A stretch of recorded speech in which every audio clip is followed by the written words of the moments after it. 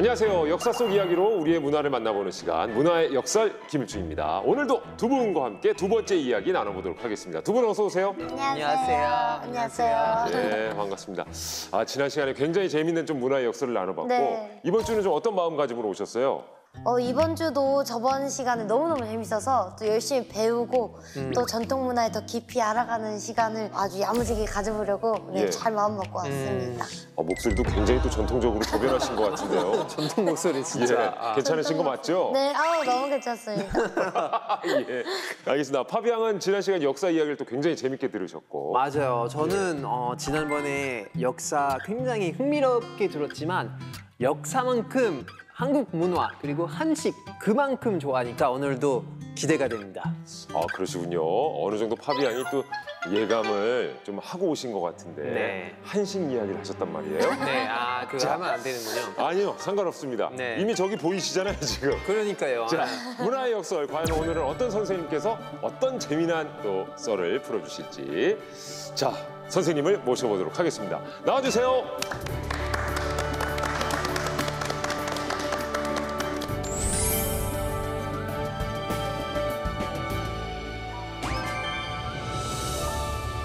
네, 안녕하세요. 저는 전통음식 연구가 김경미입니다. 반갑습니다. 전통 음식 연구가시군요.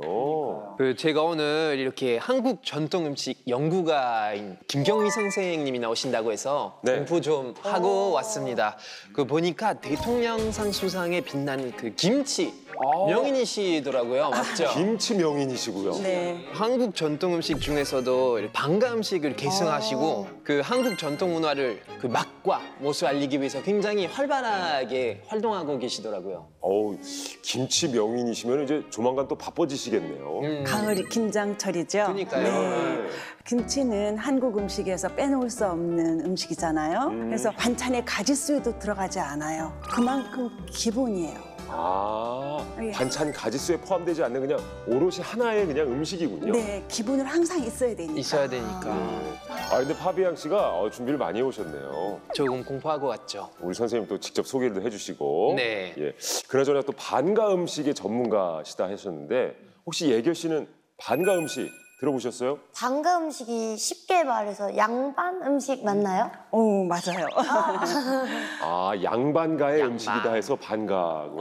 네, 그렇습니다. 원래 그 반가 음식이라는 것은 물론 양반, 그다음에 예전에 조선시대에 유교의 상징이었던 종가의 음식과 사대부가의 음식을 합해서 반가의 음식이다 하는데 이 반가의 음식은 궁의 음식과 비슷하게 닮아 있는 부분도 있어요. 그 이유는 궁에 잔치가 있거나 또 궁에서 양반가와 같이 혼례가 있을 수 있잖아요. 그러면 음식이 오고 가고 그래서 이바지 음식이 갈 때 양반가의 음식 그다음에 궁의 음식이 전해지는 거예요. 그러다 보니까 양반가와 궁의 음식은 비슷한 음식이 많이 있습니다. 그렇군요. 이렇게 또 한 가지를 배우게 됩니다. 확실히 그 나라의 전통 음식, 이 요리를 보면 이 문화를 확실히 알 수 있잖아요. 오늘 선생님께서는 그러면 어떤 이야기를 저희에게 들려주실 예정인가요? 네, 우리 조상들이 많이 드셨고 건강을 유지했던 사계절의 음식은 어떤 것들이 있었나 이것을 한번 주제로 정했습니다.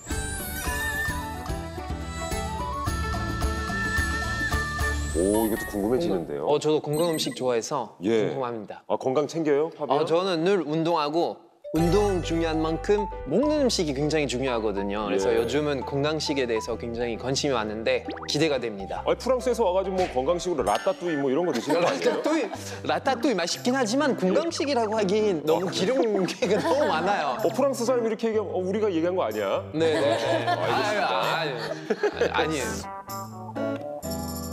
자, 우리 선생님께서 말씀해 주셨다시피 오늘 문화의 역설 주제는 계절별 필수 건강식? 네, 건강식으로 하면 좋을 것 같은데요.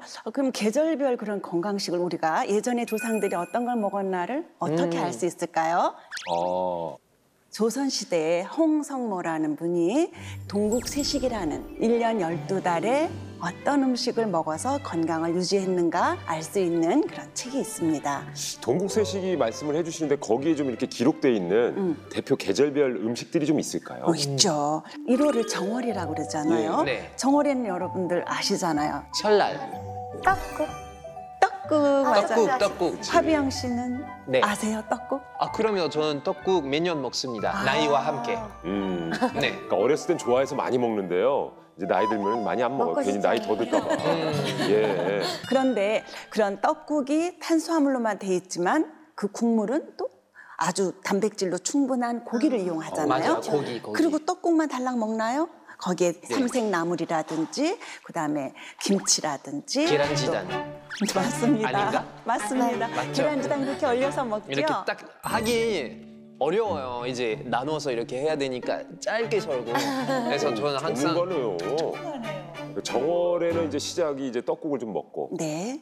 곧 보름이 되잖아요. 정월 대보름. 정월 대보름. 오곡밥과 묵은 나물을 먹게 돼요. 아. 네. 가을에 저장됐던 나물들을 보관했다가 겨울에는 푸성기가 없잖아요. 그러니까 그런 묵나물을 써서 그런 비타민과 그다음 칼슘이라든지 영양분을 섭취할 수 있도록 이렇게 묵은 나물을 사용하죠. 네. 그럼 묵은 나물이 조금 더 건강에 좋은가요? 푸성기 금방 난 제철 채소만은 못하겠지만 그래도 말려서 보관할 수 있었던 가장 그 귀했던 그런 채소 음식이잖아요. 그리고 그때 오곡밥을 먹은 이유도 있는데요. 가을에는 햅쌀밥을 먹다가 해를 넘기게 되면 그 햅쌀이 맛이 떨어져요. 그렇게 되니까 거기에다가 영양도 많고 맛도 또 새로운 맛을 추가할 수 있는 오곡밥을 먹었어요. 오곡밥은 진짜 맛있어요. 저는 오곡밥만 있으면 김이랑 이렇게 딱 싸먹어. 이것만 있으면 진짜 식사. 조합을 아는군요. 아이, 그러면. 그 마른 김에다가 이렇게 싸가지고. 밥도둑. 그런 다음에 이제는 단오가 되면 쑥과 수리치떡, 쑥떡과 수리치. 그다음에 그 전에는 또 진달래가 막 나는 철이기 때문에 진달래 화전도 부쳐 먹고 진달래 화채로 만들어요. 화채, 진달래 화채. 그런 다음에 이제 더워지죠. 그러면 여름. 복이에요. 삼복, 여러분 삼복. 삼복. 초복, 중복, 말복, 말복 이렇게 있죠. 그렇죠. 복날. 이때는 게장국을 먹었어요. 육개장? 할 육개장. 때 그 게장인가요? 그래 말씀 잘하셨어요. 그 고관 관리들은 나라에서도 얼음도 주고 그다음에 고기도 넉넉히 먹을 수가 있었어요. 소고기를. 근데 서민들은 그렇지 못했어요. 그러니까 어렵지. 가장 쉬운 게 뭐예요? 집에서 강아지를 키웠죠. 그다음에 닭도 키웠죠. 네. 그러니까 닭과 그다음에 게를 이용해서 끓여 먹었던 거예요. 그렇게 해서 복을 대비해서 아주 단백질 충분히 섭취하기 위해서 그거를 끓여서 먹었던 거죠.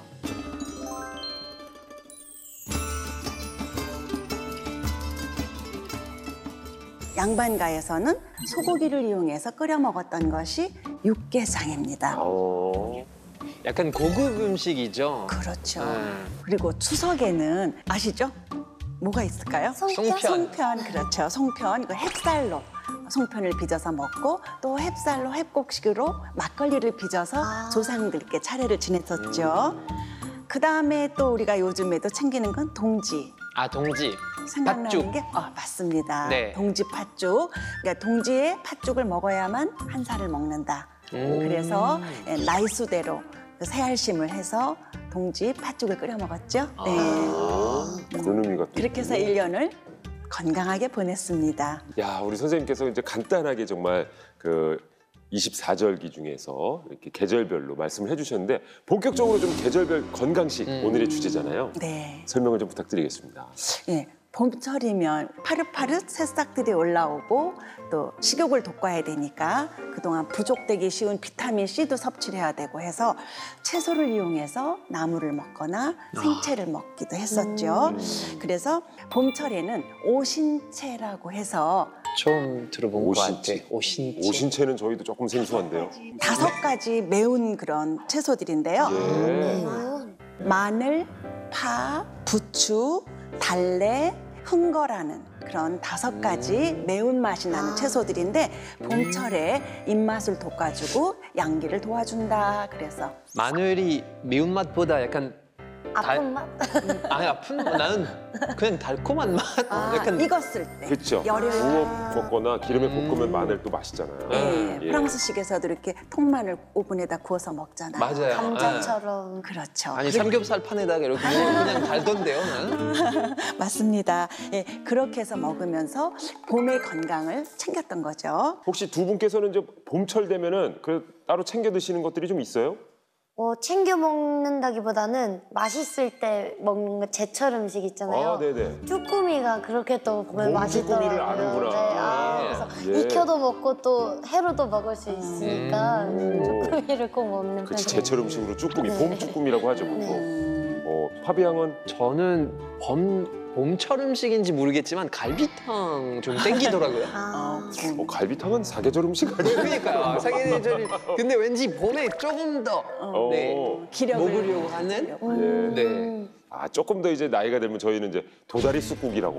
봄에. 와, 나이가 들면이 아니라 정말 입맛을 아는 시원해요. 아주 뭐예요? 개운하고. 건강식, 정말 입맛을 아는 봄의 건강식입니다. 도다리 쑥국도 있고 국으로 봄나물로 국을 냉이국, 쑥국 그렇죠? 그래서 네. 달래 된장국도 끓이고 그다음에 나물도 무쳐 먹는데 나물이라고 하면은 생으로 무치는 생채가 있고 익혀서 삶아서 데쳐서 볶아서 하는 숙채라고 하는 나물이 있어요. 그래서 그렇게 해서 그 비타민 무기질을 섭취할 수 있는 거고요. 또 봄에는 쑥으로 애탕국을 끓여요. 애탕국? 애탕이라고 하면 애가 쑥 애자예요. 그래서 애탕을 끓이면 그 쌉싸름한 연한 그 쑥의 향 때문에 기운이 살아나고 입맛도 돌고. 애탕 왠지 이름이 약간 정겹네요. 그래요? 애탕. 네, 애탕. 그래서 그 조상들은 봄이면 그렇게 애탕을 끓여서 먹었고요. 봄이 되면 조기가 많이 잡힐 때예요. 그래서 조기로 탕을 끓여 먹거나 구워 먹기도 하고요. 그 아까 봄에 그 진달래가 있다 그랬잖아요. 네. 그 진달래로 술을 만들어서 두견화주라 그래요. 그다음에 진달래가 지고 나면 그다음에 복숭아꽃이 펴요. 그러면 복숭아꽃 가지고는 도화주를. 그래서 그거를 반상에 올려서 같이 술과 같이 음식을 먹게 되는 거죠. 예. 참 정겹고 풍류를 아는 우리 조상들이었죠. 멋지십니다. 예. 그다음에 여러분 아시는 분이 안 계실 것 같은데 그 웅어라는 게 생선이 있어요. 웅어. 웅어. 지금도 웅어라고. 그래서 예전에는 임금님께 진상하던 그런 생선인데요. 웅어로 회도 먹었지만 고추장을 풀어서 웅어 감정이라고 그래요. 고추장찌개. 매운탕이 아니고요. 네, 그걸 또 먹었어요. 그래서 거기에 두견주나 도화주로 같이 해서 술 한잔 하는 거죠. 도미가 또 봄에 잡혀요. 예. 네, 도미가 잡히면 민가에서는 도미로 그냥 구워서 먹었겠죠. 양반가에서는 도미면, 그래서 승계악탕이라고 하는 아주 귀한 음식으로 예쁘게 만들어서 먹었던 것도 기록에 있습니다. 그다음에 흰살 생선을 이용해서 어만두와 어채를 만들어 먹고 그다음에 탕평채도 먹었어요. 탕평채. 네, 탕평채도 먹고 그다음에 미나리나 실파를 이용해서 미나리 실파 강회라는 것도 해서 새콤달콤하게 그래서 먹었던 것이 기록에 있습니다. 한국 역사를 이제 조금 배우다 보니까 되게 재미있는 역사 썰이라고 해야 되나? 이 재미있는 역사설들이 굉장히 많더라고요. 왠지 봄철 그 시절식이랑 관련된 재미있는 얘기도 있을 것 같아요. 네, 언뜻 지금 생각나는 것이 그 탕평채라고 하는 거예요. 탕평채. 탕평채 혹시 아세요? 그럼요. 얘기를 알아요? 네, 탕평채 음식 그 청포묵이랑 같이 그렇지. 야채랑 들어있는. 네네, 맞아요.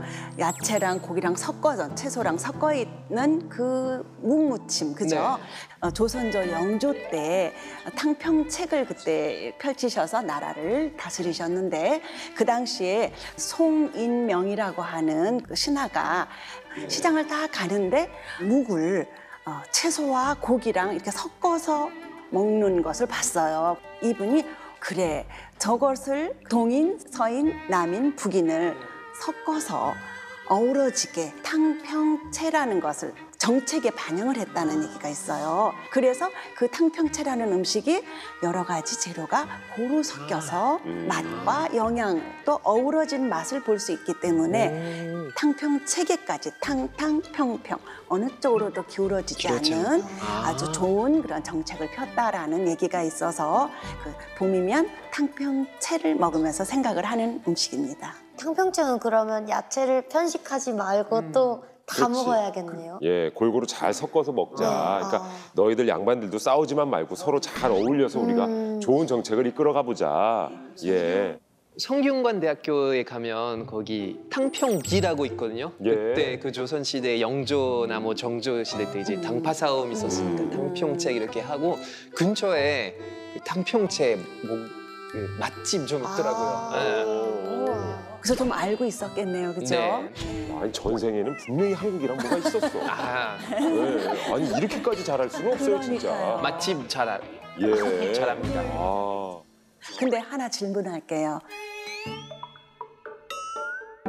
청포묵을 썼잖아요. 청포묵은 재료가 뭔지 아세요? 청포묵. 아, 그 청포 묵을 만드는 재료요? 네. 청포가 아니에요? 청포가 뭔데요? 청포? 야, 그래요? 생각을 안 해본 것 같아요. 그러니까요. 몰라. 하얀색인데 네. 투명하게. 묵 아니에요? 묵이죠. 근데 뭘로 만들었을까요? 아. 청포요. 청포가 뭔데요? 청포가. 청포라는 것은 녹두예요. 아, 예결 씨, 네. 새야 새야 파랑새야 녹두밭에 앉지 마라 이 노래 아나요? 네. 새야 새야 파랑새야 네. 그 노래 있죠? 네. 녹두밭에 앉지 마라 녹두꽃이 떨어지면 청포장수 울고 간다. 그런 노래가 있어요. 그게 왜냐하면 녹두꽃이 막 펴 있을 때 새가 많이 앉으면 녹두꽃이 떨어져 버려요. 그러면 녹두가 안 열려요. 그러면 가을에 녹두 녹말로 청포묵을 써야 되는데 그걸 못 쓰는 거예요. 그래갖고 청포장수들이 울고 간대요. 그 노래거든요. 그러니까 이 청포묵의 재료는 녹두 녹말이에요. 그래서 앉지 말라 그런 거예요. 네. 우리 선생님 덕분에 이제 탕평채과 탕평채가 이렇게 연관성이 있고 또 이제 녹두가 청포였다. 청포. 예, 이 사실도 좀 알게 됐습니다.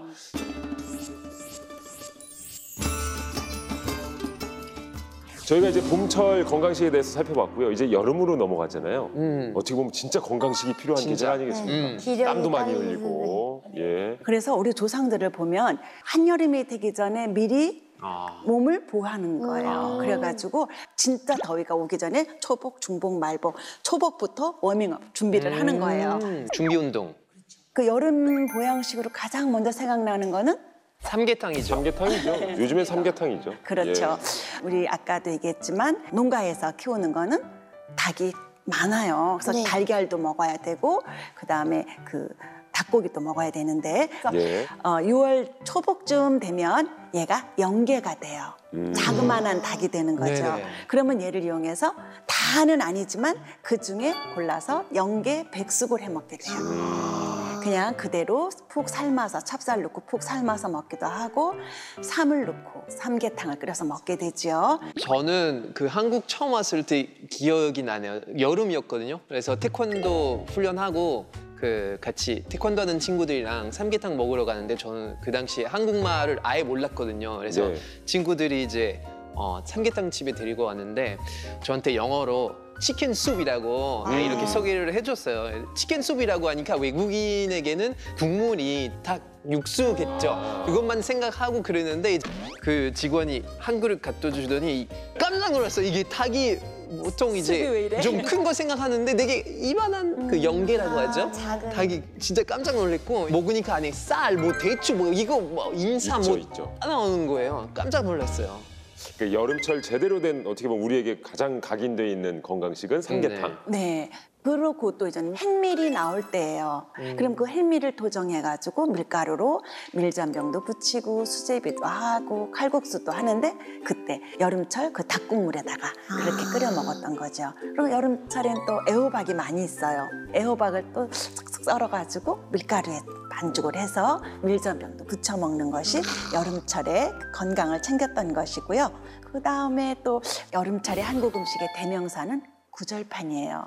구절판. 네, 용기가 9개로 나뉘어져 있어요. 네네. 9칸으로 나뉘어져 있어서 가장자리 8칸에는 그야말로 산의 진미를 다 넣었다고 그러는데 일반적으로 채소와 육류와 해산물을 같이 넣었어요. 가운데는 밀전병을 붙여서 밀가루 아까 햇밀가루 놨다 그랬죠. 그래서 밀전병을 붙여서 거기에다 이렇게 싸서 겨자장이나 초간장을 곁들여서 먹었습니다. 아, 맛있겠다. 진짜. 이거 진짜 식당에서 예. 잘 없더라고요. 귀하죠. 왜 그러냐면 비싸요. 아니요. 사실 제가 해보면 재료는 비싼 게 없는데 공이 많이 들어가요. 그래서 바쁜 식당에서 대중식당에서 저걸 만들려면 인건비 문제가 상당할 겁니다. 9가지 재료를 다 그래서 다듬어야 비싸군요. 되니까. 예. 여기 보면 알겠지만 양념이 강한 게 전혀 없어요. 재료의 맛을 그대로 살린 것들이거든요. 네. 그러니까 정말 계절을 느끼고 재료를 맛을 알 수 있는 우리 조상들의 지혜로운 음식이자 건강을 지켰던 건강 음식입니다. 이거는 사진이나 뭐 영상에서 많이 봤는데 실제로 한번 먹어보고 싶었는데 잘 없더라고요. 아, 저건 아직 접해보지 못했어요? 네네 그냥 사진으로만 봤는데. 이겼다. 아, 야, 예, 우리가 그래도 드셔보셨구나. 파비앙보다 그래도 구절판은 내가 먹어봤네. 그 여름하면 사실 보양식인데 그 저는 그 임자수탕이 처음 들어봤어요. 임자수탕이 또 임자 뭐 임자. 임자 선생님. 그 임자 아니에요? 저도 한번 해봤습니다. 예. 그 임자는 임자. 그 깨를 말해요. 깨, 그렇죠. 참깨, 흑임자. 흑임자가 있죠. 그렇죠. 네. 흑임자 하면 검은 깨, 임자 하면 보통 흰 깨를, 참깨를 말하는데요. 임자수탕 그런 탕이겠네요, 그렇죠? 그렇죠. 마른 탕인데 시원한 음식이에요. 왜냐면 여름엔 닭국물이 제일 많다 그랬죠. 닭국물을 푹 끓여가지고 거기에 고소하게 볶은 참깨를 넣고 갈아요. 갈아서 걸러놓은 그 구수한 국물에다가 고기라든지 채소를 이렇게 곁들여 닭고기랑 같이 곁들여서 먹는 거예요. 먹어본 삼계탕 중에 그 흑임자 삼계탕이 제일 맛있게 먹었던 것 같아요. 그래요? 약간 국물이 걸쭉하고. 근데 그거는 뜨거웠을 거예요, 그죠? 맞아요. 근데 이거는 시원하게 이 식혀서. 국물을 차게 식혀서. 아, 임자수탕은 서민 음식이라기보다는 반가나 궁에서 드셨던 음식이에요. 그렇군요. 임자수탕을 또 여름 건강식으로 알고 있었군요. 우리 예교 씨는 또 뭐 드시는 거 있으세요? 저는 여름에 제가 해산물 엄청 좋아하는데 회나 이런 생으로 바다 음식을 먹는 걸 좋아하는데 여름에는 그래도 익혀 먹어야 되잖아요. 예. 그래서 해산물과 이제 삼계탕을 합친 해신탕을 또 되게 엄청 좋아하고 해신탕. 꼭 여름에 챙겨 먹고 있어요. 그렇죠. 닭고기에 막 낙지 막 이만한 거 막 올라 문어 막 이런 거 올라 있고 막, 네. 전복이랑 네. 그 너무 기가 좋아요. 막히죠. 네. 예. 기운이 불끈불끈. 제가 알기로는 네. 궁중 음식이라든지 반가 음식으로 내려오는 게 조선시대 때 먹었던 음식들이거든요. 네. 그런데 그 당시에 해신탕은 제가 공부가 모자라서 그런지 못 봤어요. 그 전에는 용봉탕이라는 것을 드셨어요. 용봉탕. 예. 네, 용봉탕 자라로도 먹고 그죠? 닭과 자라를 먹고 민어로도 끓이기도 하고 그래서 용봉탕이라는 해산물과 닭이 어우러진 그런 탕을 끓여 먹었습니다. 그러니까 해신탕이 예전부터 내려오는 음식은 아니었군요. 아니고. 네, 저는 그런 줄 알고 있습니다. 예, 알겠습니다. 근데 전통 음식이라는 게 앞으로 100년 후에는 지금 해신탕이 전통 음식으로 들어가는 거예요. 그렇죠. 지금부터 꾸준히 또 저희가 그렇죠. 즐기면 즐겨서 100년 후까지 먹어지면 예. 그게 전통 음식이 되는 200년 거죠. 뒤에, 1000년 뒤에 불닭면이 전통 음식이 되겠네요. 그럴 수 있겠네요. 그렇죠. 맞습니다. 예. 맞습니다. 일리가 있어요. 예전에 말이야, 뭐 불닭면이라는 게 있었는데. 역시 우리 조상들께서 매운맛을 잘 드셨어. 막 이러면서. 종류별로 또. 맞아요. 예. 어쨌든 닭은 꼭 들어가네요, 우리가. 그러게요. 잘 예. 친근한 프랑스도 마찬가지죠. 닭고기가 맞아요. 많이 먹고 꼬꼬방 와인이랑 꼬꼬방. 드셔보셨어요? 아, 네. 와인이랑 그리고 닭고기 이렇게 졸여서 맛있을 것 먹는 같네요. 음식인데 저는 보양식이면 삼계탕 무조건 먹는데 이제 삼복날에 가면 줄이 굉장히 길잖아요. 그렇죠. 그래서 저는 일주일 지나서 그러니까 삼복을 하는데 삼복날에 일주일치 그러면 이제 줄이 조금 네, 줄여져요. 파병 씨, 일주일 지나서가 아니라 일주일 전에 가면 어떨까요? 아 전에 네, 미리 준비하라 그랬잖아요. 아 좋습니다. 일주일 전에 준비할 거면 미리 준비하는 게 낫겠다. 맞아요, 라는 맞아요. 말씀이신 것 같아요. 그리고 삼계탕이랑 이제 약간 조그만한 인삼술이 같이 넣더라고요. 이거는 원래 같이 넣는 건가요? 아니요, 그냥 맛있게 먹으라고 주는 것 그냥, 같은데. 아, 근데 그거 안 먹으면 섭섭해요. 왜냐면 좋은 맞아요. 기운을 우리가 인삼주 한 잔 딱 마셨고 온몸에 쫙 퍼지는 기운이 있어요. 맞아요. 여기까지 느껴지더라고요. 예. 그것도 요새 생긴 거거든요. 그러니까요.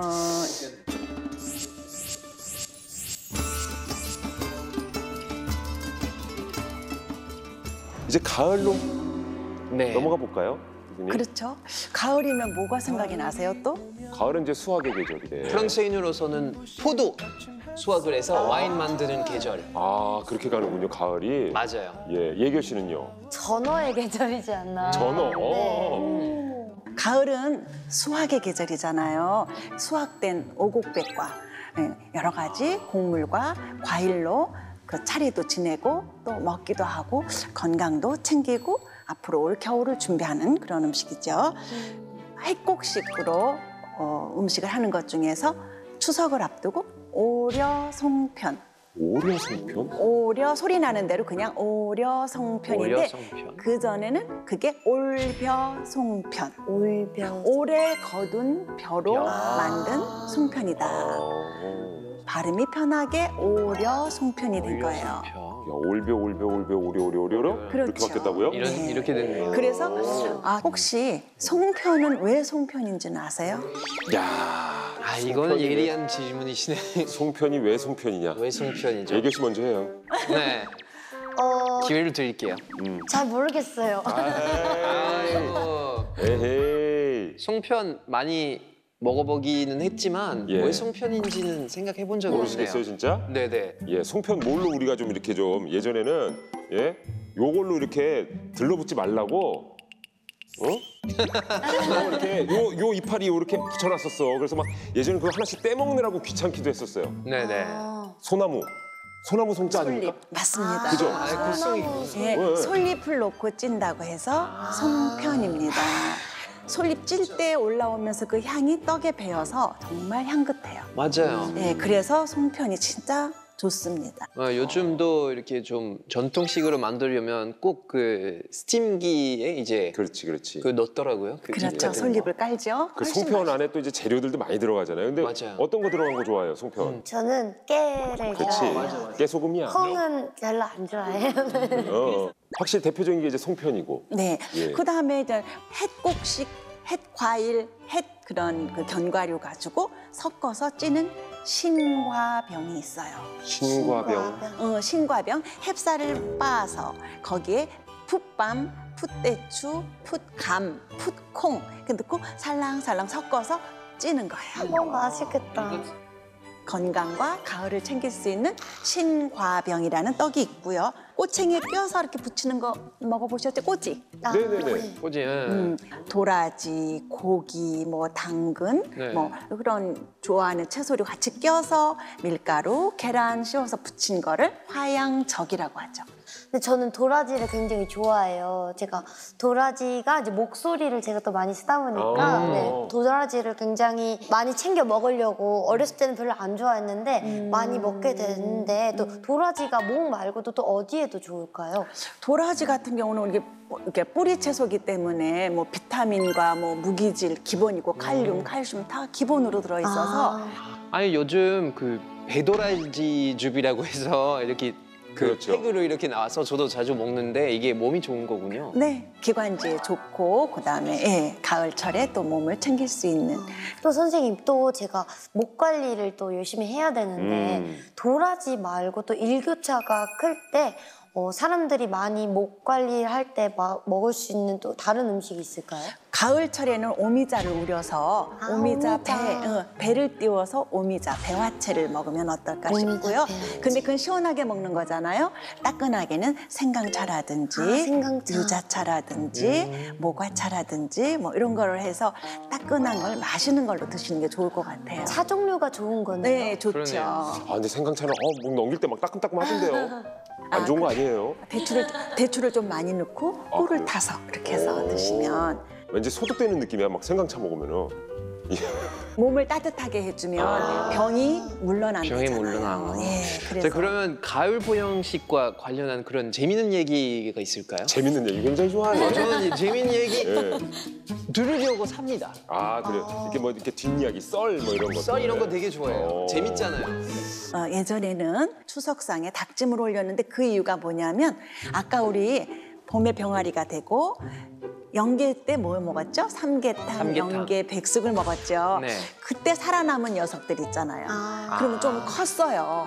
크고 좀 질겨졌어요. 아. 그러면 이 녀석들을 이렇게 토막을 해서 찜을 쪄 먹어요. 기본 양념을 넣고 밤도 넣고 대추도 넣고 그래서 당근도 넣고 해서 이걸 맛있게 끓여서 푹 끓이는 것을 찜이라고 하죠. 삼계탕이 되지 못한 그 닭들의 인연은 이제 닭찜.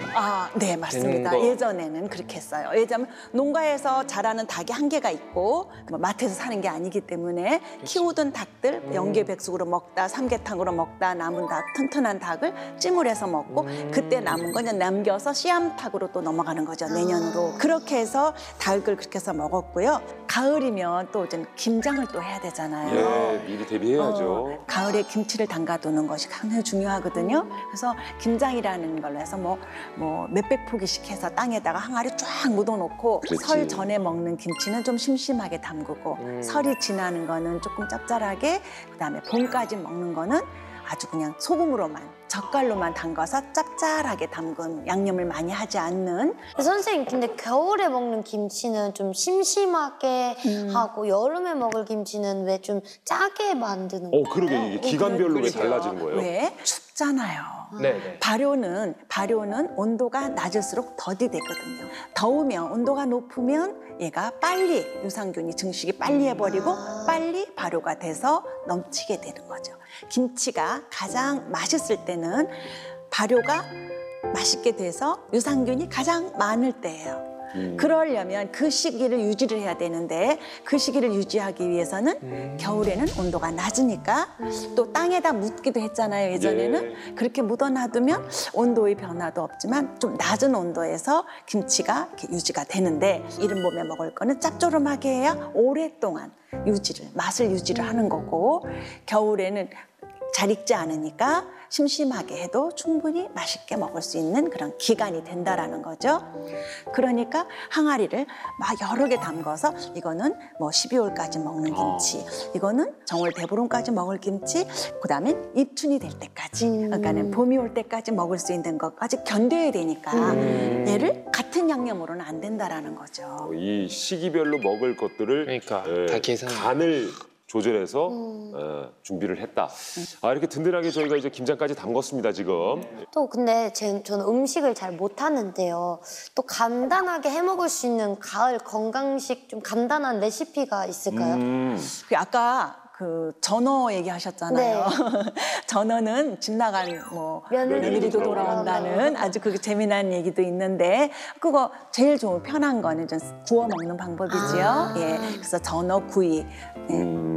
확실히 우리 선조들께서 지혜가 정말 뛰어나신다는 게 계절별로 이렇게 조리하는 방법도 달라지는 것 같고 활용하는 재료도 달라지는 것 같습니다. 예.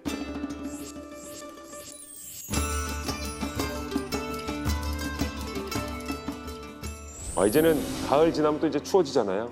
겨울이죠. 예.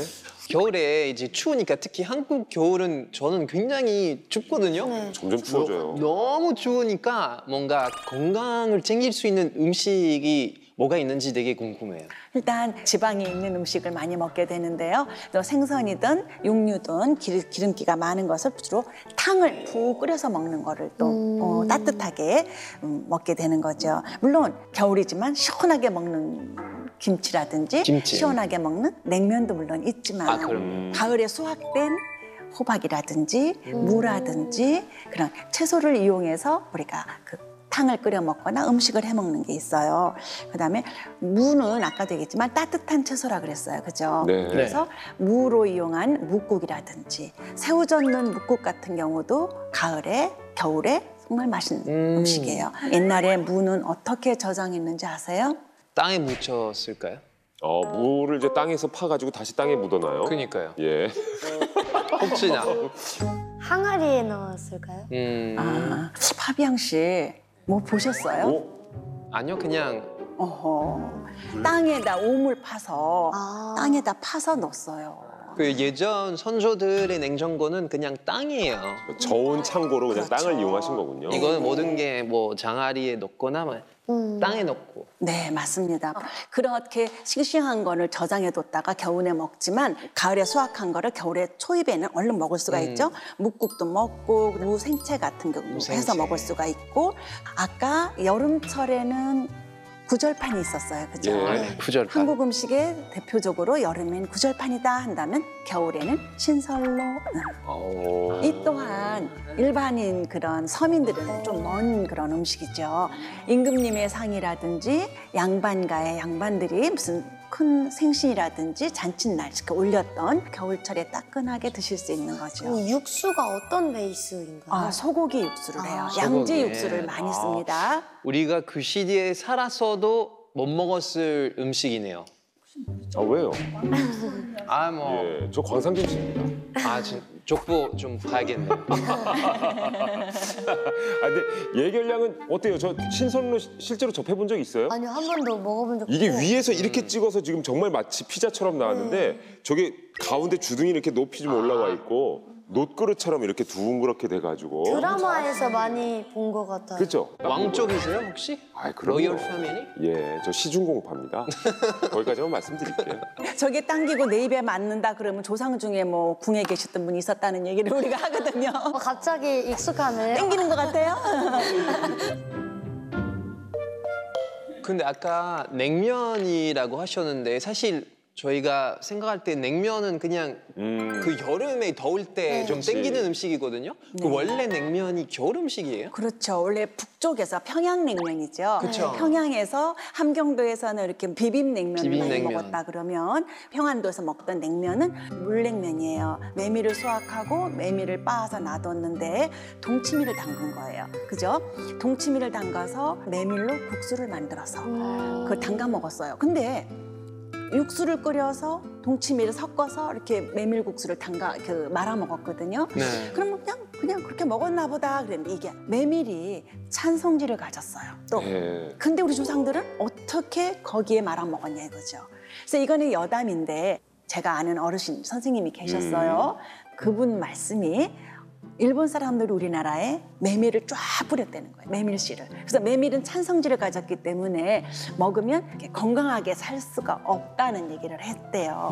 그리고서는 한 몇 년 있다 가면 아마 한국 사람들이 시들시들 하겠지 이랬는데 웬걸 건강하게 있더라는 거예요. 보니까 동치미에 말아 먹더라는 거죠. 그래서 동치미의 따뜻한 성질이 무의 따뜻한 성질이 메밀의 찬 성질과 같이 어우러져서 메밀의 좋은 영양 성분을 갖고 우리가 건강을 유지했다는 우리 조상들의 얘기인데 그 얘기를 전 어르신한테 들었어요. 메밀의 찬 성분만 먹으면 좀 배탈이 날 수 있는데 그걸 동치미, 오후에 또 따뜻한 기운과 함께 먹었기 때문에 그렇죠. 맛있게 즐길 수 있다. 건강하게. 오.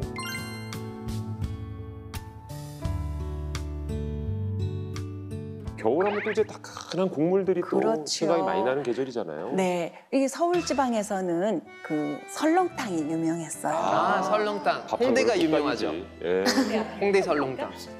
지금 동대문 제기동 쪽에 선농단이라는 단을 쌓아서 제사를 지냈다 그러죠. 선농제를 지냈대요. 그때 제단에 올랐던 것이 소였는데 소고기였는데 그 제에 쓰였던 그 소를 푹 끓여서 설렁탕을 끓여서 그 모인 사람들에게 나눠 먹였다라는 얘기 때문에 지금도 제기동 쪽에 가면 그런 설렁탕집이 그런 의미를 가지고 많이 판매되고 있죠. 그럼 설렁탕은 서울에서만 먹는 음식이었나요? 설렁탕의 그 의미가 음. 제기동이었기 때문에 서울이었죠. 그러나 지방마다 소뿐만이 아니라 돼지국밥이라든지 뭐 집집마다 네. 나주곰탕이라든지 많이 있잖아요. 네. 그래서 우리가 섭취할 수 있는 육류를 푹 과서 먹었던 거는 지방을 막론하고 어느 지방에나 있었던 그런 음식이고 겨울을 든든하게 날 수 있었던 그런 비결이 아니었나 싶습니다. 아, 뜨끈한 설렁탕이라 또 생각이 나네요. 네. 예. 근데 이제 한겨울 하면은 뭐 11월, 12월도 그렇지만 1, 2월 달 이 정월이잖아. 또 정월 네. 대보름 때도 정월 춥잖아요. 예, 예. 요 때는 또 대표 음식들이 뭐가 있을까요? 우리 예전에는 설부터 정월 대보름까지는 그냥 노는 거였어요. 왜? 농 한 개. 가을에 수확하고 나서는 대보름 때까지는 놀았어요. 그러니까 가을에 걷어들인 곡물 갖고 엿을 고우기 시작해요. 그래서 묽을 때 꺼내면 그 물엿이잖아요. 묽을 때 꺼내면 조청이 되는 거예요. 그럼 조청은 떡을 찍어 먹거나 1년 내내 음식을 할 때 단 거로 쓰였던 거죠. 그다음에 더 과 그러면 엿이 되는 거예요. 예전에 집집마다 만들었던 거예요. 그러면 그 조청을 가지고 보름 때까지 먹을 그런 한과를 만드는 거예요. 예, 한과를 만드는데 여러분 좋아하는 뭐 엿강정이라든지 그다음에 유과, 한과의 대명사지요. 네. 그 유과도 다 그 엿으로 만드는 거예요. 보름이 되면 그 과자도 먹지만 보름 나물을 먹어야 되잖아요. 대보름 밥하고 흰쌀밥을 먹다가 해를 넘기면 흰쌀의 윤기도 빠지고 단맛도 빠지고 하니까 콩이나 조, 수수, 보리, 기장 넣고 밥을 해 먹죠.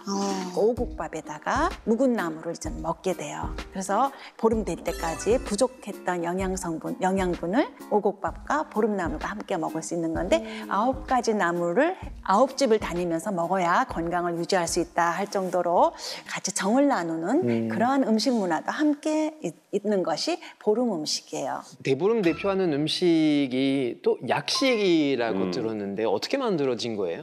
약식은 신라 시대 때 그 소지왕이 천천정이라는 그런 어떤 신라 시대 지금 경주의 뭐 남산 근교라 그래요. 궁을 떠나서 가 있는데 까마귀가 오더니 봉투를 탁 떨어뜨리고 가더라는 거죠. 그래서 임금이 딱 보니까 이거를 열어보면 2사람이 죽고 안 열어보면 1사람이 죽는다 이렇게 써 있는 거예요. 그러니까 임금이 소지왕이 그래도 1사람 죽는 게 낫지 2사람보다. 그러니까 안 한 거예요. 안 본 거예요. 그랬더니 옆에 신하가 아닙니다. 이 1사람은 임금님을 나타내는 겁니다. 그러니까 깜짝 놀란 거죠. 내가 죽는다고? 내가 죽는다고? 그럼 봐야지. 그래갖고 딱 열어보니까 네. 사금갑 써 있는 거예요. 사금갑? 사금갑이 뭐야? 이게 뭐야? 그랬더니 검은 거 함을 쏴라. 예. 그거를 쏴라 그러니까 임금이 그 천천정에 가 있는데 네. 궁으로 빨리 환궁을 한 거야. 들어와서 탁 쐈대요. 예. 거기서 왕비와 신하가 나오더라는 거예요. 네. 나오니까 이 사람들이 역모를 꾀하고 있었던 거야. 그래서 나중에는 이 사람들이 죽은 거죠. 그러니까 임금이 생각할 때는 와, 그 까마귀가 나를 살리려고 내 앞에다 그걸 놔주고 이 비밀을 나한테 이렇게 알게 했구나. 그 까마귀가 그러고 죽었으니까 까마귀가 그날이 보름날이었대요. 정월 보름이었대요. 그러니까 이 보름날 까마귀한테 제사를 지내는 의미로 이렇게 오곡밥을 해서 이렇게 검은 밥을 지어서 이렇게 까마귀를 위로했다라는 그런 얘기에서 나왔는데 그럼 지금도 이렇게 까마귀의 제사를 지내기 위해서 이렇게 만들어지는 건가요? 그건 아닌 것 같고요. 예전에 소지왕은 그러셨지만 우리들은 그때 그 음식이 맛있기 때문에 맛있어서. 영양도 많고 이 겨울에 가장 맛있는 재료들이다 이렇게 생각하시면 될 것 같아요.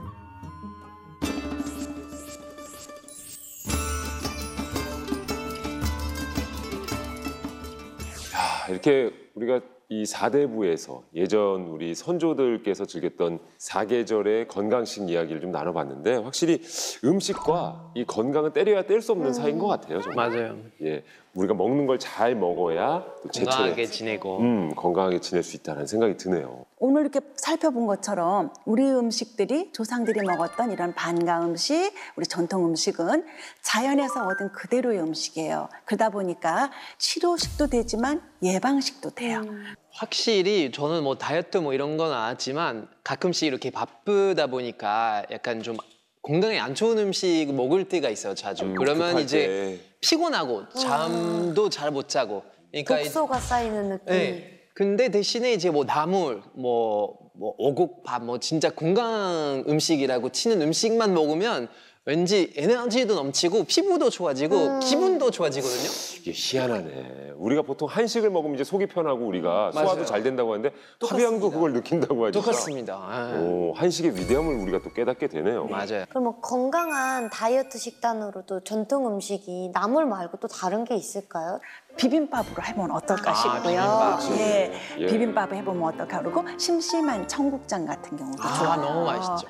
청국장에 그 두부도 넣고 두부. 김치도 넣고. 맞습니다. 얘기를 해주면 해주실수록 정말 요즘 저의 식습관에 대해서 좀 반성도 하게 되고 심지어 우리 조상님들이 참 전통적으로 만들어왔던 우리 고유의 음식 문화가 정말 위대하구나라는 걸 다시 한번 좀 깨닫게 되는 그런 시간이었던 것 같습니다. 약간 요즘 세대들이 뭔가 이런 그 전통 음식이 이렇게 뭐 몸에도 좋고 건강에도 좋다는 거 이제 잘 먹지는 않은 것 같더라고요. 근데 이런 얘기 들으니까 진짜 우리는 뭐 비빔밥, 뭐 청국장 이런 건강에 좋은 음식만 먹으면 건강해지고 뭔가 전통 음식을 이렇게 좀 보존하고 좀 계승할 수 있는 그런 좋은 것 같아요. 맞습니다. 이게 접할 수 있는 기회가 점점 줄어들어서 그런 것 같아요. 줄어들어서. 이렇게 좋은 점을 잘 그쵸. 몰라요. 네. 예결 씨가 좀 대표적인 그래도 우리 중에는 가장 또 어린 세대니까. 저는 그래도 제가 되게 토종 한국인 입맛을 가지고 있어요. 오. 되게 예스러운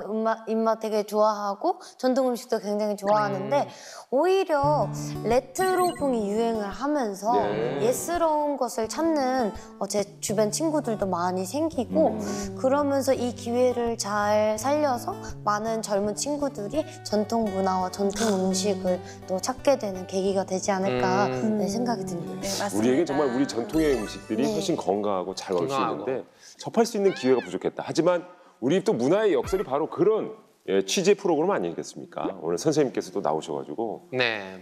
또 좋은 점을 많이 알려주셔가지고 다시 한번 감사드리겠습니다. 오늘 이렇게 사계절 저희가 건강식에 대해서 우리 고유의 전통의 음식들을 좀 살펴봤는데 우리 예결 씨가 네. 특별히 또 준비한 게 있다고 들었습니다. 네. 오늘 딱 사계절의 제철 음식을 생각하면서 오늘 이 노래를 불러야겠다 준비를 해왔습니다. 야, 노래 한 소절 또 저에게 들려주시는 그럼요. 오. 이제 서도 산타령 중에 놀량이라는 저희 예결 밴드 대표곡이 있는데요. 예. 봄, 여름, 가을, 겨울을 이제 사랑하는 사람과 행복하게 보내자 이런 내용을 담은 곡이고 저는 이 노래를 부르면서 항상 사계절에 먹고 싶은 음식을 상상하면서 들려드리거든요. 많은 분들께. 오. 네, 그래서 오늘 이 노래를 준비해봤습니다. 야, 그럼 예결 씨의 노래 한번 들어보도록 라이브. 하겠습니다. 예.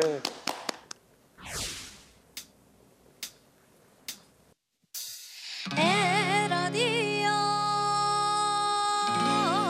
허야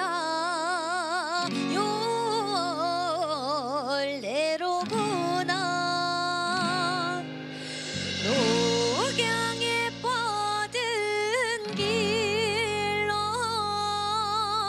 북향산 쑥들어를 간다 춘수가 낙낙일 때 따뜻한 햇살 맞으며 산천 경계 구경 가세 얼씨구야 구경 가세 드넓은 여름 바다 소리에 술렁술렁 파도 치면 저 높이 다 돌려 힘차게 노져 어기야차 뱃놀이 가잔다 얼씨구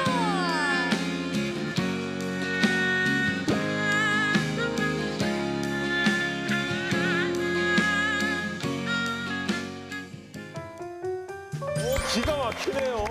얼씨구. 아시고 저렇게 예쁜 사람이 저렇게 예쁜 노래를 부르는 그러니까 선생님, 진짜 조금만 저희 불렀으면은 진짜 저희까지 일어났어요, 진짜. 대박. 들썩들썩. 처음에는 저희가 전통 음악 국악이라고 생각해서 좀 편하게 들어야겠다 했다가 굉장히 신나는 리듬. 신나네요. 예, 멋진 곡이 제목이 어떻게 됐나고요? 놀량이라는 곡이고요. 예. 원래 같이 밴드 팀 분들이랑 같이 했으면 더 재웠을 텐데 예. 다음에 좋은 기회로 또 들려드리겠습니다. 와, 제목마저 마음에 드네. 놀량. 한량한테 딱 있는.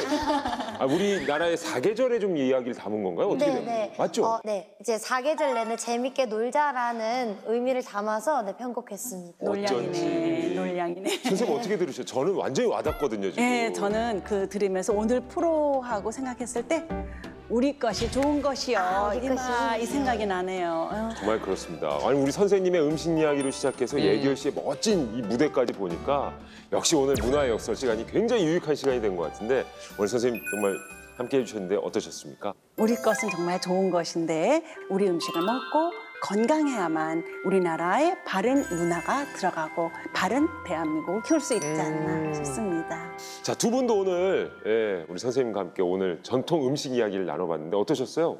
파비앙은 워낙에 또 전문가 수준이어가지고 제가 들어보지 못한 그 전통 음식에 대한 유래 들을 수 있는 기회가 굉장히 좋았던 것 같고. 그래서 이렇게 중간중간 계속해서 재미난 썰을 맞습니다. 요구하셨구나. 네. 예길 씨는 어떠셨어요? 저는 이제 전통 음식 이야기를 들으면서 조상님들의 깊은 생각들을 또 엿볼 수 있는 기회여서 너무너무 좋았고요. 또 전통 문화에 더 깊이 공부를 해야겠다라는 생각이 또 많이 들었습니다. 다음 시간엔 더욱더 재미난 주제로 저희가 또 재미난 썰을 들고 찾아오도록 하겠습니다. 다음 시간에 또 만나겠습니다. 고맙습니다. 네. 감사합니다. 선생님 수고 많으셨습니다. 고생하셨습니다. 고생하셨습니다. She broke my heart. I never saw it coming. I